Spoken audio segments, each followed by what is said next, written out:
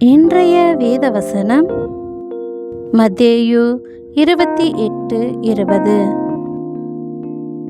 நான் உங்களுக்கு கட்டளையிட்ட யாவையும் அவர்கள் கைக்கொள்ளும்படி அவர்களுக்கு உபதேசம் பண்ணுங்கள். இதோ, உலகத்தின் முடிவு பரியந்தம் சகல நாட்களிலும் நான் உங்களுடனே கூட இருக்கிறேன் என்றார். ஆமேன். நம் கிறிஸ்து தம்முடைய சீடர்களிடம் இந்த வார்த்தையை சொல்லுகிறார். நம் கிறிஸ்துவின் கட்டளைகளை அனைவரும் கைக்கொள்ளும்படி அவர்களுக்கு உபதேசிக்க சொல்லுகிறார். நீங்கள் ஒருவரில் ஒருவர் அன்பாயிருங்கள்.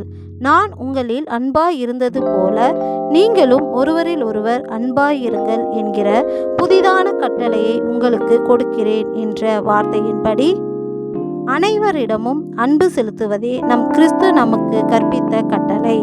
எனவே அன்பை அனைவரிடமும் செலுத்தி அன்பை பற்றி அனைவரிடமும் உபதேசிப்பவர்களே நம் கிறிஸ்துவின் சீடர்கள். நாமும் அவருடைய சீடர்களாக அனைவரிடமும் அன்பு செலுத்தி அன்பின் உபதேசத்தை அனைவருக்கும் சொல்ல வேண்டும். அன்றியும் இப்பொழுது விசுவாசம், நம்பிக்கை, அன்பு இம்மூன்றும் நிலைத்திருக்கிறது.